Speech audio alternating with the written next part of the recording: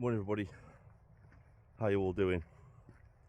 So some disappointing news yesterday from Patriot. If you don't know who he is, go check him out on YouTube. He's the guy that goes around and investigates all the illegal immigrant hotels. He went down to Dover, did loads of stuff. He was one of the first people that was pointing out just how many people were coming into this country. Long before Nigel Farage went out and was highlighting it, there was Active Patriot. He was out there showing us what was happening to this country, how many illegal immigrants were actually making landfall in this country and that sort of thing. So yesterday, I think it was yesterday, but I don't know if it was yesterday, but he reported on it yesterday that he'd gone to court to have his restrictive bail conditions removed, because the only reason they give people like Active Patriot super restrictive bail conditions is to shut them down for a time, so they can't go out and film illegal hotels. They can't go and basically tell us what is going on in the country.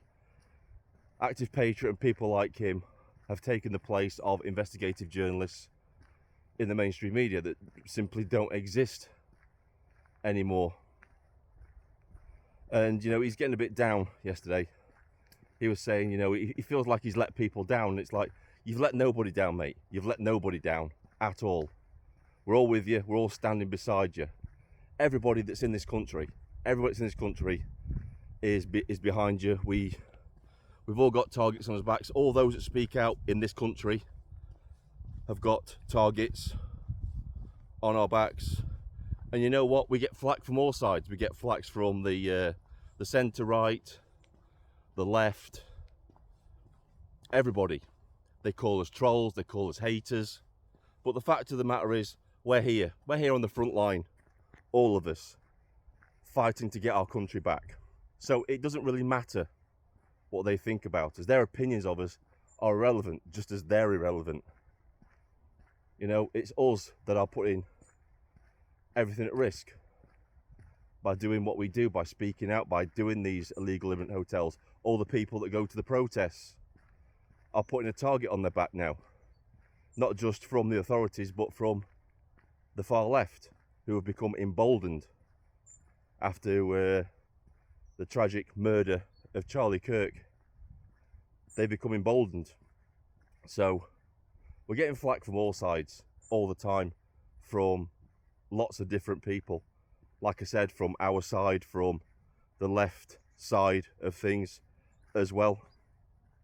And all these people have their own particular agendas for doing that. And eventually, obviously, one day, those agendas will be revealed. But yeah, for everybody that's feeling a bit down in the dumps, think that there's no hope, chin up, fight on.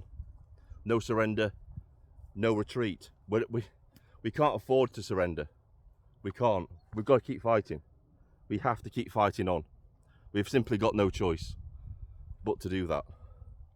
And no matter how hard times get, or how much pressure we face from all sides regarding what we're doing, we just got to chin up and take it and carry on. That's all we can do right now. We will win. We are going to win. We are going to win this. Last Saturday's march proved that, with the amount of people that came out. The far left are scared. They're absolutely terrified. They're absolutely terrified of us now, because they got a visual of just how many people are out there that are disillusioned with what's going on in this country. And that march last weekend was just the tip of the iceberg. Those people that march was just the very tip of the iceberg to the actual amount of people that are tired with what's going on in this country. Just look at the live stream that was covering the event itself. Over 1 million people watching it. So that gives you a good indication just how many people are just sick and tired of what is going on. So yeah, there's going to be times when you feel down. There's going to be times when you feel like it's futile. But it's in those times when you have to be the strongest. It's in those times when you have to keep pushing forward. You have to find that little bit extra bit of energy and push through it and carry on. Because Sometimes what you don't realise is, before the battle is won is when you think you're at your weakest, and if you had just pushed yourself that little bit extra, you would have won the battle. And that's why we can't afford to falter at any point during this struggle. We've got to carry on, we've got to push forward.